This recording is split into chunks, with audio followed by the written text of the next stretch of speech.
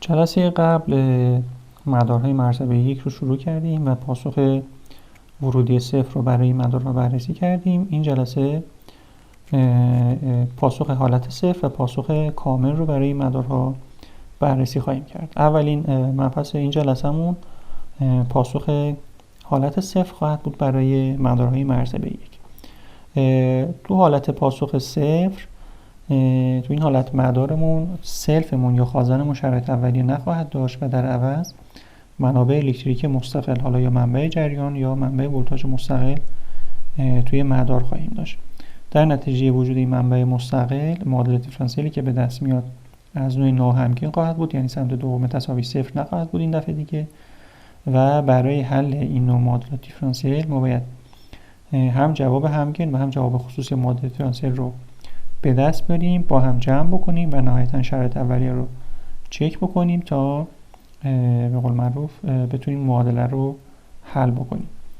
خب این مثال بعدی رو، مثال 6 رو با هم بررسی بکنیم تا نحوه حل اینجور مسئله ها یا این نوع مدارها براتون واضح تر بشه. خب فرض کنید یک مدار RC به ما داده شده و چون مدار رو داریم در حالت 0 بررسی میکنیم، کلا گفتیم خازنمون و سلفمون شرایط اولیه‌اش 0 خواهد بود. اینجا خازن داریم، صورت مثلا هم گفته در مدار مقابل ولتاژ اولیه خازن 0 می باشد. ولتاژ خازن رو برای تی های بزرگتر مساوی 0 حساب کنید. پس اگر مسئله به این صورت دیدید، منبع مستقل وجود داشت و دیدید که شرط اولیه‌تون 0، سریع باید متوجه بشید که مدار رو دارید برای حالت 0 حل میکنید. طبق اون قواعدی که تو قسمت جلسه قبل گفتم براتون، گفتم سعی کنید تمام ولتاژها و جریان هایی که توی مدار میبینید رو، اینجا خازن داریم، اینجا بر اساس ولتاژ خازن خواهیم نوشت. اگر سلف بود بر اساس جریان سلف می نوشتیم. خب مدار RC مون به این شکل، خازن و مقاومت با هم موازی هستند، پس ولتاژی که دو سر خازن میفته روی مقاومت هم خواهد افتاد. IC با چی مساوی بود؟ IC رو گفتیم مساوی میشه با C دی VC بده. IR مساوی میشه با چی؟ میشه ولتاژ دو سر تقسیم بر مقاومت دیگه. پس IR میشه همون VC تقسیم بر R. بیایم تو این گره KCL رو بنویسیم. KCL مون تو این گره مساوی میشه با چی؟ جریان ورودیمون I0، جریان خروجی IR و IC هست. پس IC به اضافه IR مساوی I0 خواهد بود. IC و IR رو هم از معادلات بالا جاگذاری بکنیم، پس میشه C دی VC به دلتا به اضافه IR همیشه یک R VC مساوی I0. رسیدیم به معادله دیفرانسیل مرتبه اول از نوع ناهمگین، چون سمت دوم تساوی 0 نیست، این دفعه مقدار داره I0. پس برای اینکه معادله دیفرانسیل رو حل بکنید، گفتیم باید یه دونه جواب همگن برای اینجا ولتاژ حساب بکنید و یه دونه جواب خصوصی. جواب همگن یا هوموژنمون چجوری به دست می آوردیم؟ گفتیم میایم سمت دوم تساوی رو مساوی 0 قرار میدیم. برای حل مسئله هم از همون قاعده‌ای که گفتیم استفاده کنیم. پس VC میشه K1 در ای به قوه منهای BA. این A هست، این ضریب B مون هست. منهای BA میشه منهای T بر RC. این شد پاسخ عمومیمون، پاسخ همگنمون. پاسخ خصوصی گفتیم از جنس همین FT که اینجا داریم، از جنس همین تابعی است که اینجا ظاهر میشه. اینجا تابعی که ظاهر شده عدد ثابت هست، پس پاسخ خصوصیمون هم یک عدد ثابت خواهد بود. پاسخ خصوصی رو مساوی کادو قرار بدیم. کادو رو الان باید توی این معادله قرار بدیم تا مقدارش به دست بیاد. از کادو چون عدد ثابت مشتق بگیریم مقدارش 0 میشه، پس میشه 30 ضرب در 0 به اضافه یک آرم ضرب در کادو، یا میشه همون کادو آرم مساوی I0.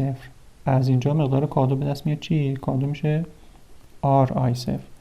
پس پاسخ کاملمون مساوی خواهد شد رو مجموع این دو تا جوابی که اینجا به دست آوردیم، VC H به اضافه VC P، پاسخ خصوصیمون. پس میشه K1 در ای به قوه منهای T بر RC به اضافه مقدار کادو که همون RI0 بود. خب خب الان مقدار کاییکمون مجهوله. مقدار کاییک رو از کجا به دست بیاریم؟ از همون شرط اولیه. شرط اولیه گفت مسئله گفته چی؟ گفته ولتاژ اولیه خازن 0 هستش. پس بیایم تو این رابطه‌ای که به دست آوردیم به جای تی 0 قرار بدیم و ولتاژ خازن در لحظه 0 مساوی 0 خواهد بود.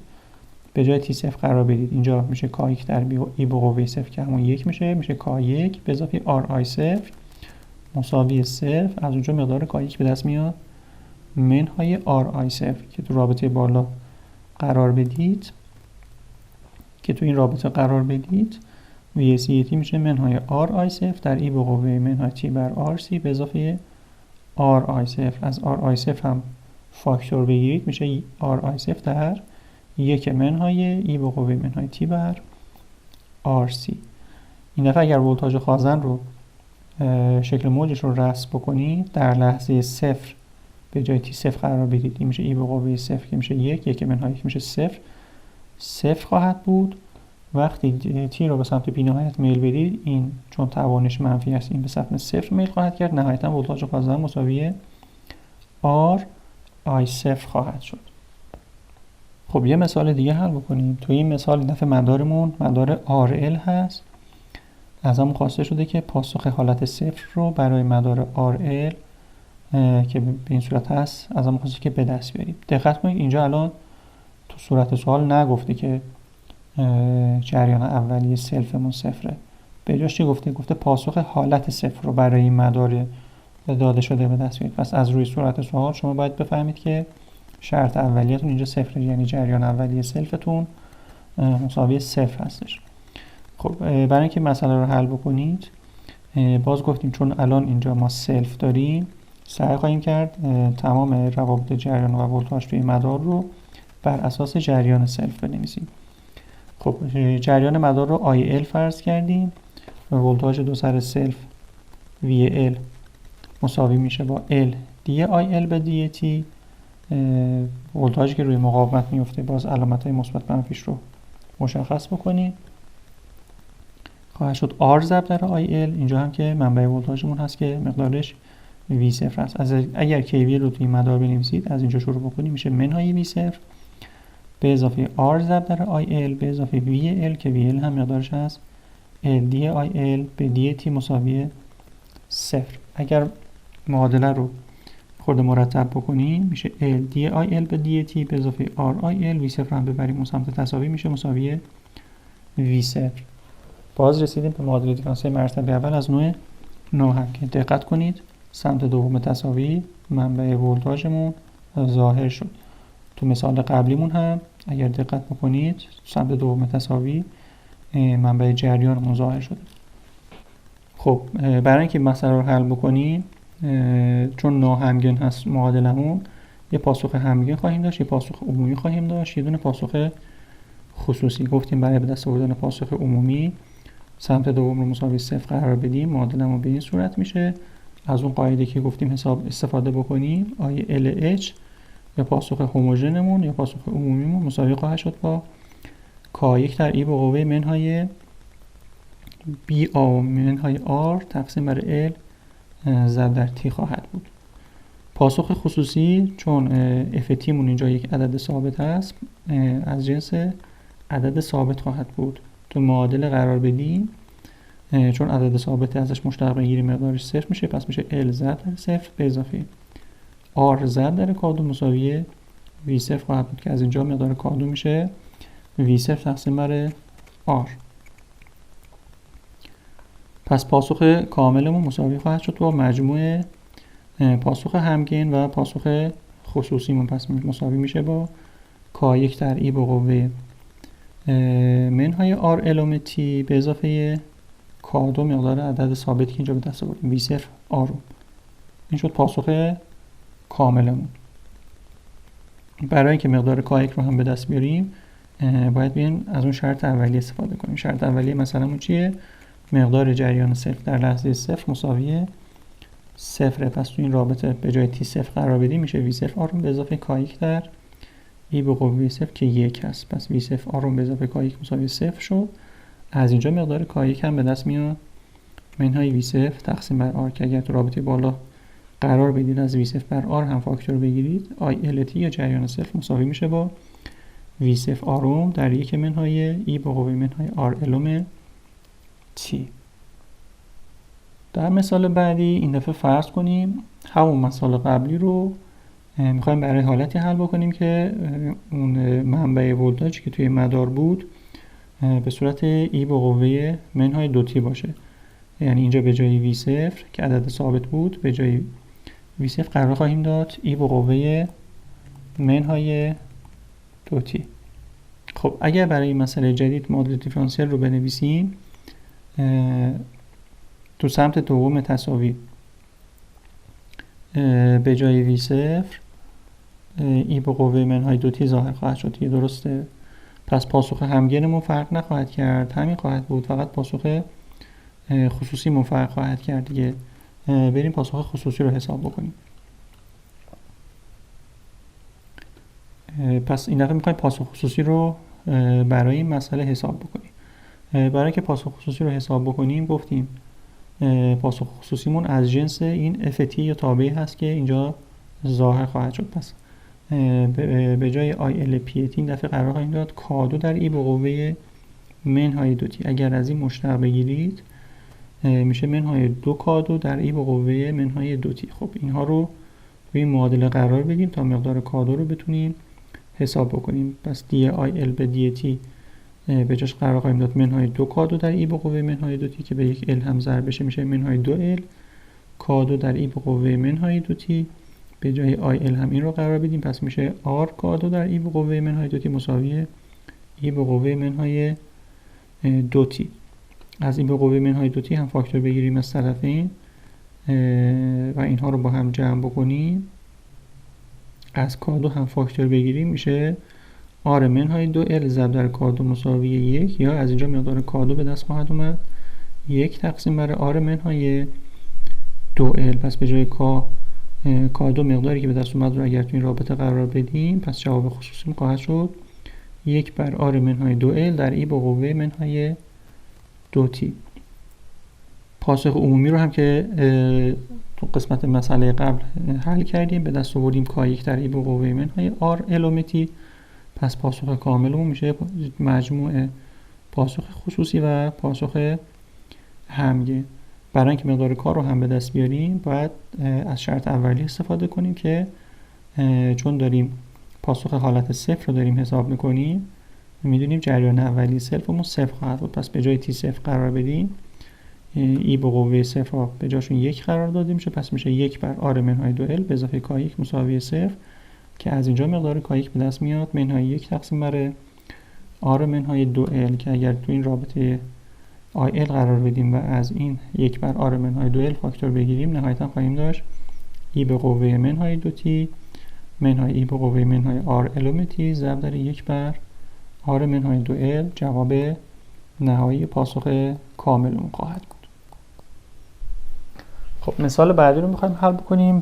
به همون گفته که ولتاژ خازن رو برای تی‌های بزرگتر مساوی صفر محاسبه کنید با فرض اینکه وی سی صفر مساوی صفر. باز اینجا دقت بکنید نگفته داریم مسئله رو تو حالت صفر حل میکنیم، به جاش گفته که ولتاژ اولیه خازن صفره. باز شما اگر به صورت مسئله دقت بکنید، چون میبینید یک منبع ولتاژ دارید یک منبع جریان دارید، مقدار ولتاژ اولیه رو هم صفر گفته، پس بلافاصله باید حدس بزنید که دارید مدار رو برای حالت صفر حل میکنید.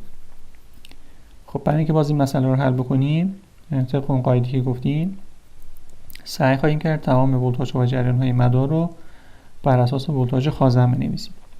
خب اول بیایم جریان‌های روی شکل مشخص بکنیم. اینجا رو آی سی فرض کردیم، جریان مقاومت رو آی آر فرض کردیم. خازن و مقاومت با هم موازی هستن، پس ولتاژ دو سرشون با هم یکی خواهد بود. جریان خازن میشه چی؟ میشه سی دی وی سی به دت که مقدار سی 2 فاراد هست، پس میشه 2 ضرب در دی وی سی به دت. مقدار جریان مقاومت میشه ولتاژ دو سر تقسیم بر یک. ولتاژ دو سر همون وی سی هست، پس میشه وی سی تقسیم بر یک یا همون وی سی. اگر بخوایم کیسیر رو هم در این گره بنویسیم، جریان ورودیمون 2 هست، خروجیمون آی سی به اضافه آی آر هست، پس کیسیر میشه IC به اضافه IR مساوی I یا همون مقدار منبع جریان مستقلمون.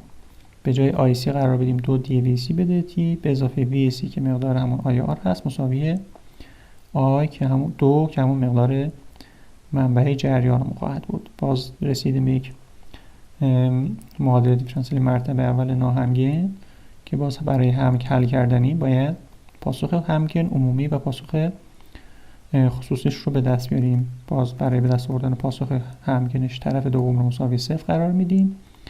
معادلمون میشه 2 DVC به DT به اضافه VC مساوی 0 که جواب این میشه K1 در ای به قوه منهای بیا منهای 1/2 تی یا منهای تی دوم. این میشه پاسخ عمومیمون.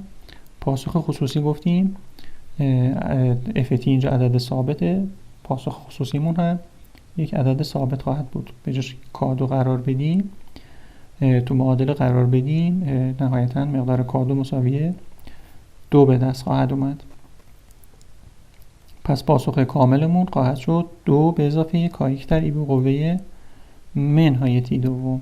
چون میدونیم شرط اولیه‌مون مقدار خازن در مقدار ولتاژ خازن در لحظه صفر هم صفر هست، پس به جای تی صفر قرار بدیم میشه K1 به اضافه 2 مساوی 0 یا مقدار K1 مساوی منفی 2 به دست میاد.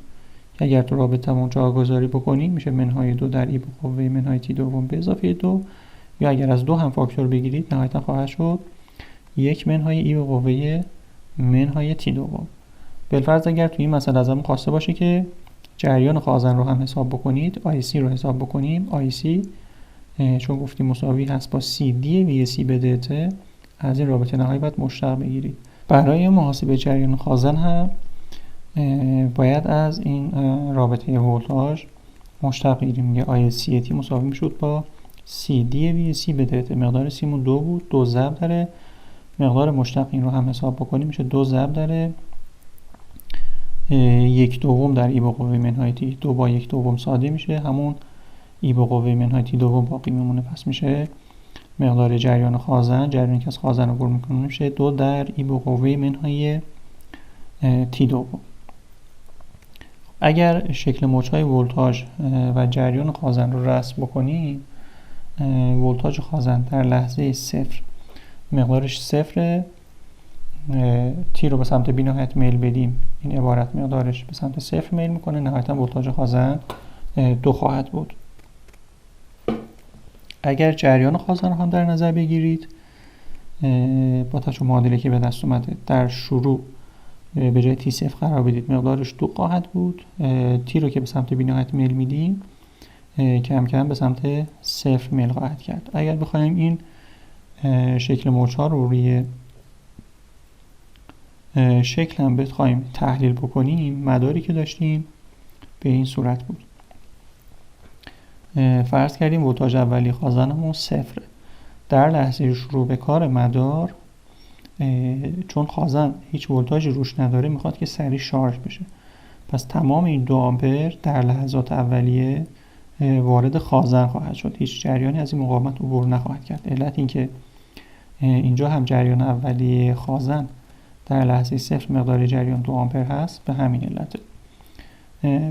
به تدریج که خازن شارژ میشه جریانی که از خازن عبور میکنه کم و کمتر خواهد شد تا نهایتا که خازن به طور کامل شارژ بشه و تو این حالت دیگه هیچ جریانی از این خازن عبور نخواهد کرد و تمام جریانی که این منبع جریان تولید میکنه وارد مقاومت خواهد شد. علت این که تو این معادلمون هم به این صورت دارید میبینید جریان خازن آروم آروم داره کم میشه تا نهایتا به صفر برسه، یعنی عملا از این نقطه به بعد خازنمون تقریبا به طور کامل شارژ شده.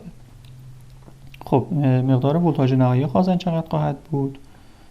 دقت کنید ما گفتیم وقتی خازن شارژ شد دیگه هیچ جریانی از اینجا عبور نمیکنه. فرض کنید اینجا قطع میشه دیگه هیچ جریانی از اینجا عبور نکنه، ولی چون تمام این 2 آمپری که منبع جریان داره تولید میکنه وارد مقاومت خواهد شد، پس ولتاژ نهایی که روی مقاومت میفته میشه چقدر؟ میشه 1 ضرب در جریانی که ازش عبور میکنه 2 میشه 1 ضرب در 2 میشه 2 ولت. خازن هم با این مقاومت موازی هست، پس مقدار ولتاژ نهایی خازن مساوی 2 خواهد شد که همونطور که توی شکلمون هم دارید میبینید و معادله‌ای که دیفرانسیلی هم که حل کردیم و به دست آوردیم دقیقاً داره این رو برای ما نشون میده. ولتاژ اولیه خازن 0 بود، خازن کم کم شارژ شد تا نهایتاً به ولتاژ نهاییش که مساوی 2 ولت خواهد بود میرسه. این تحلیلی که گفتیم رو اینجا به صورت متن براتون نوشتم و اون جزوهی که براتون خواهم فرستاد میتونید از همونجا مجدد مطالعه بکنید. خب بخش پایانی فصلمون مربوط به پاسخ کامل در مدارهای مرتبه اول هست.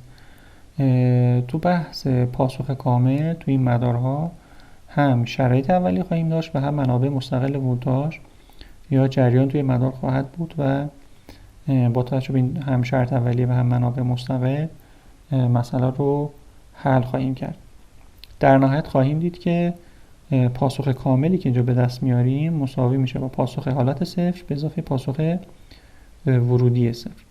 یک مثال حل بکنیم به صورت پارامتری تا این نکته که اینجا گفتیم بیشتر براتون واضح بشه. خب فرض کنید در مدار مقابل ولتاژ اولیه خازنمون V0 ولتاژ خازن رو برای زمانهای t بزرگتر مساوی صفر میخوایم حساب بکنیم. پس اگر به صورت سوال دقت بکنید خازنمون ولتاژ اولیه داره و یه دونه منبع مستقل جریان هم داریم، پس نتیجه خواهیم گرفت که داریم مسئله رو برای حالت پاسخ کامل به دست میاریم حساب میکنیم. خب مسئله همون تکراری هست. طبق اون قواعدی که گفتیم چون خازن داریم سعی خواهیم کرد تمام ولتاژ و جریان شاخه ها رو بر اساس ولتاژ خازن بنویسیم. اگر کیسی رو تو این گره بنویسیم ولتاژ ورودیمون I0 هست. اگر کیسی رو تو این گره بنویسیم جریان ورودیمون I0 هست، جریان خروجی IC و IR هست. پس IC به اضافه IR مساوی I0 خواهد شد. به جای IC هم معادلش رو با کمک ولتاژ خازن قرار بدیم میشه CD VC به دلتا. مقاومت با ولتاژ موازی هست، مقدار جریان مقاومت میشه VAR یا ولتاژ دو سرنگی همون مساوی VC هست. VC تقسیم بر R مساوی I0 خواهد شد. یک معادله دیفرانسیل ناهمگن داریم. برای اینکه این رو حل بکنیم یه دونه پاسخ عمومی یا جواب همگن خواهیم داشت که I0 طرف دوم مساوی 0 قرار میدیم. از اینجا مقدار پاسخ عمومی یا جواب همگن میشه K1 در ای به قوه منهای بی آب که میشه K1 در ای به قوه منهای T بر RC. یه دونه پاسخ خصوصی خواهیم داشت که گفتیم از جنس همین FT که در سمت دوم تساوی ظاهر میشه خواهد بود. اینجا FT مون عدد ثابته، پس پاسخ خصوصیمون یک عدد ثابت خواهد بود. به جاش K2 قرار بدیم. تو معادله‌ای که داریم اگر قرار بدیم ازش مشتق بگیریم میشه 13 در صفر به اضافه K2 تقسیم بر R مساوی I0 که از اینجا مقدار K2 میشه R I0. پاسخ کاملمون مساوی خواهد بود با مجموع پاسخ خصوصی با پاسخ عمومی یا جواب همگنمون. VC H مون شد K1 در ای به قوه منهای T بر RC. پاسخ خصوصیمون شد R I0. پس این میشه پاسخ کامل. شرط اولیه‌مون چی بود؟ ولتاژ خازن در لحظه صفر مساوی V0. اینجا به جای T0 قرار بدیم میشه K1 به اضافه R I0 مساوی V0.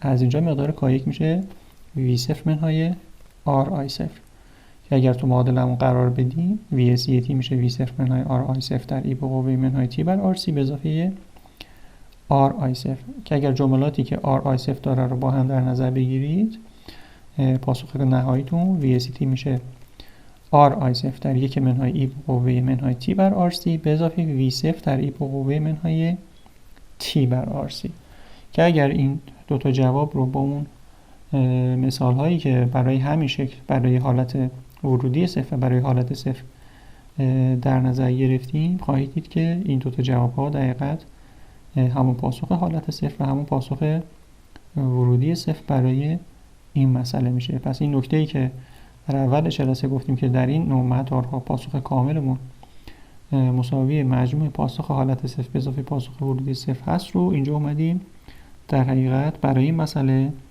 به این شکل اثبات کردیم. ولی خب در حل مسئله ها شما لازم نیست که اینها رو از هم جدا بکنید. شما مسئله رو فقط طبق این قواعدی که طبق این روندی که تا اینجا اومدیم حل خواهید کرد و مقدار این ضرایب کای کادو رو به دست خواهید آورد و نهایتاً این مجموع نهایی رو برای ما خواهید نوشت. تا اینجا برای ما کفایت میکنه. لازم نیست که به صورت پاسخ حالت صفر به اضافه پاسخ ورودی صفر اصلا مجزا بکنید. فقط این نکته رو گفتیم که بدونید تو حالت پاسخ کامل که هم شرط اولیه و هم منبع مستقل داشته باشیم، جواب نهاییتون شامل مجموع پاسخ حالت صفر و پاسخ ورودی صفر خواهد بود. خب یه مثال دیگه حل بکنیم برای پاسخ کامل. در مدار مقابل ولتاژ اولیه خازن برابر 2 هست، VSC صفر مساوی 2 هستش، 2 ولت. ولتاژ خازن رو برای زمانهای بزرگتر مساوی صفر از ما خواسته که حساب بکنیم. خب بیایم جریان ها رو روی شکل مشخص بکنیم. اولا جریان خازن که به این صورت مشخص کردیم. مدارمون چند تا شاخه داره، بعد بیایم برای شاخه ها جریان در نظر بگیریم. فرض کنیم جریانی که از این مقاومت 10 اوم عبور میکنه مقدارش باشه I2. جریان این شاخه کلمون هم مقدارش رو I1 در نظر بگیریم. خب IC خودش مساوی میشه با چی؟ IC میشه C دی VSC به دلتا. مقدار C 1/2 هست، پس میشه 1/2 دی VSC به دلتا. مقدار I2 با چی برابر میشه؟ این 10 اوم با این خازن موازی هست، پس مقدار جریانی که از این مقاومت 10 اوم عبور میکنه میشه مقدار ولتاژ دو سر تقسیم مقدار مقاومت. ولتاژ دو سرش هم همون مقدار VSC هست دیگه، پس میشه VSC تقسیم بر 10. میمونه مقدار جریان I1. مقدار جریان I1 رو با توجه به اون روش هایی که تو فصل تحلیل گره گفتیم براتون، اگر بخواید ولتاژ این شاخه رو حساب بکنید، فرض کنید اینجا گره مبنامون هست، گره زمینمون هست. ولتاژ اینجا رو چقدر فرض کردیم؟ همون ولتاژ دو سر خازنه دیگه، پس اینجا ولتاژ این گره هست VSC. ولتاژ اینجا چقدره؟ به خاطر این منبع 10 ولتی که اینجا داریم مقدار ولتاژ اینجا هم 10 دیگه. خب میخوایم مقدار جریان I1 رو حساب کنیم. مقدار I1 میشه چی؟ میشه ولتاژ ابتدا منهای ولتاژ انتها تقسیم بر مقاومتی که اینجا میبینیم، میشه 10 منهای VSC تقسیم بر 10. پس این هم شد مقدار I1. خب سه تا جریان رو داریم. الان تو این گره میتونیم یک KCL بنویسیم. ورودیمون I1 هست، خروجی I2 و I3. پس I1 مساوی میشه با IC به اضافه I2. جریان ها رو از این معادلاتی که اینجا نوشتیم جاگذاری بکنیم. به جای I1 میشه 10 منهای VC تقسیم بر 10، به جای IC 1/2 دی VSC به دلتا، به جای I2 هم VSC دهم. اگر جاگذاری بکنید معادلات رو ساده بکنید، معادله نهاییتون خواهد شد 5 دی VSC به دلتا به اضافه 2 VSC مساوی 10. تنها سختی کار تا همینجا بود. بتونید این روابط رو بنویسید. نهایتا یک KCL نهایی رو بر اساس ولتاژ خازن نوشتیم و معادله دیفرانسیل نهایی رو به دست آوردیم. از جا دیگه حل معادله دیفرانسیل کار ریاضی دارید انجام میدید. کار مداریتون تموم شد. خب برای اینکه معادله دیفرانسیل حل بکنیم، باز یه دونه جواب عمومی خواهیم داشت که از مساوی جواب عمومی یا هم که خواهیم داشت که از مساوی صفر قرار دادن طرف دوم به دست میاد. پس میشه 5 دی VSC به دلتا به اضافه 2 VSC مساوی صفر که جواب عمومی میشه K1 در ای به قوه منهای 2/5 دی.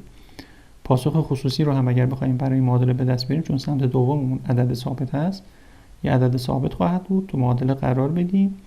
از اونجا مقدار K2 مساوی 5 به دست میاد. پس پاسخ کاملمون مساوی میشه با 5 به اضافه K1 در ای به قوه منهای 2/5 دی. شرط اولیه مسئله چی گفته؟ گفته که ولتاژ اولیه خازن مقدارش 2 هست. پس توی این معادله که به دست آوردیم به جای T صفر قرار بدیم، اون رو مساوی 2 قرار خواهیم داد. پس VSC صفر مساوی 2 هست، اونم مساوی میشه با 5 به اضافه K1 که از اینجا مقدار K1 به صورت -3 به دست میاد. پس ولتاژ نهایی خازن توی این مسئله مساوی خواهد شد با 5 به جای K1 منهای 3 قرار بدیم، میشه 5 منهای 3 در ای به قوه منهای 2/5 T. خب یه مثال دیگه با وجود سلف بخوایم حل بکنیم. تو مثال مقابل گفته که جریان اولی سلف رو فرض کنید که 2 آمپر هستش، ازم خواسته که جریان سلف رو برای تی های بزرگتر مساوی صفر حساب بکنیم. این دفعه اگر دقت بکنید منبع ولتاژمون مقدارش از ای با قوه منهای 2t و این دفعه میخوایم مسئله رو با وجود سلف حل بکنیم. گفتیم وقتی که سلف توی مدار داشتیم سعی خواهیم کرد که تمام ولتاژ ها و جریان ها رو بر اساس جریان سلف بنویسیم. خب اینجا جریان سلف رو به صورت IL مشخص کردیم، جریان مقاومت رو I2 و جریان شاخه رو مساوی I1 فرض خواهیم کرد. تقریبا مشابه اون مسئله قبلیمون هست، فقط اینجا ولتاژ دو سر سلف مساوی میشه با چی؟ میشه VL مساوی میشه با L دی IL به DT دیگه. به جای L هم 2 قرار بدیم میشه 2 دی IL به DT. مقدار جریان I2 مساوی میشه با چی؟ میشه ولتاژ دو سر تقسیم بر مقاومت. ولتاژ دو سری مقاومت با چی مساویه؟ چون با این سلف موازی هست پس میشه VL. پس I2 میشه VL تقسیم بر 2. به جای VL هم از این رابطه استفاده کنیم پس I2 مساوی خواهد شد با دی IL به DT. I1 رو چجوری حساب بکنیم؟ باز از همون روش‌های به دست آوردن جریان تو فصل گره که گفتیم. اگر اینجا رو گره مبنا فرض بکنید مقدارش صفر باشه، ولتاژ این گره میشه چقدر؟ ولتاژ این گره با این گره یکی دیگه، فرق نمیکنه. اینجا VL پس اینجا هم ولتاژش VL خواهد بود. مقدار ولتاژ اینجا چقدره؟ فعلا فرض کنیم همون VS. ولتاژ این منبعمون هست. این منبعمون هر ولتاژی داشته باشه اینجا همون مقدار رو خواهد داشت، چون اینجا صفر دیگه. پس مقدار جریان I1 میشه چقدر؟ میشه ولتاژ ابتدا منهای ولتاژ انتها تقسیم بر مقاومت، میشه VS منهای VL تقسیم بر 6 که اگر به جای VS هم ای با قوه منهای 2t قرار بدید معادله رو میتونیم ساده تر بکنیم. فعلا بر اساس VS بنویسیم، به جای VL منتها قرار بدیم 2 در دی IL به DT، چون میخوایم تمام این روابط ها رو بر اساس جریان سلف بنویسیم دیگه. پس میشه VS 6 منهای 1 سوم دی IL به DT. باز بیایم تو این گره KCL بنویسیم. جریان ورودی I1 هست، خروجیمون I2 و IL هست. پس I1 مساوی میشه با I2 به اضافه IL. به جای I1 I2 IL هم از این روابط جاگذاری بکنیم، معادله رو ساده بکنید، نهایتا به این رابطه خواهید رسید 8 IL به DT به اضافه 6 IL مساوی VS که اینجا به جای VS بیاییم مقدارش رو قرار بدیم که میشه ای با قوه منهای 2t. باز معادله دیفرانسیل مرتبه اول ناهمگن هست. یه پاسخ عمومی خواهیم داشت براش، یه دونه پاسخ خصوصی. پاسخ عمومی گفتیم میایم سمت دوم رو مساوی 0 قرار میدیم. معادلمون به این صورت میشه IL پاسخ عمومی ILH مساوی خواهد شد با K1 در ای به قوه منهای بی آمتی منهای 6 هشتمتی که ساده کنیم میشه K1 در ای به قوه منهای 3 چهارمتی. پاسخ خصوصیمون گفتیم از جنس همین FT است که اینجا ظاهر میشه. اینجا ای به قوه منهای 2t ظاهر شده، پس پاسخ خصوصی رو مساوی K2 در ای به قوه منهای 2t قرار میدیم. اگر از این مشتق بگیرید دی آی LP به DT مساوی میشه با منهای 2K2 در ای به قوه منهای 2t. در معادلمون قرار بدیم میشه 8 ضرب در منهای 2K2 در ای به قوه منهای 2t به اضافه 6 ضرب در K2 در ای به قوه منهای 2t مساوی ای به قوه منهای 2t میشه که اگر ساده بکنید نهایتا از اینجا مقدار K2 به دست خواهد اومد منهای 1 دهم. پس پاسخ خصوصیمون به جای K2 منهای 1 دهم قرار بدیم میشه منهای 1 دهم در ای به قوه منهای 2t. پس پاسخ کاملمون میشه مجموع پاسخ خصوصی به اضافه پاسخ عمومی که اینجا داشتیم. پس میشه K1 در ای به قوه منهای 3 چهارمتی منهای 1 دهم در ای به قوه منهای 2t. برای اینکه K1 رو حساب کنیم باید شرط اولیه رو بررسی کنیم. شرط اولیه‌مون چی بود؟ صورت مسئله گفته که مقدار جریان اولیه سلف 2 آمپر هست. پس به جای T0 قرار بدیم IL0 مساوی 2 خواهد بود. پس میشه K1 منهای 1 دهم مساوی 2 یا از اونجا K1 به دست میاد 2 و 1 دهم. پس جواب نهاییمون خواهد شد 2 و 1 دهم در ای به قوه منهای 3 چهارمتی منهای 1 دهم در ای به قوه منهای 2t.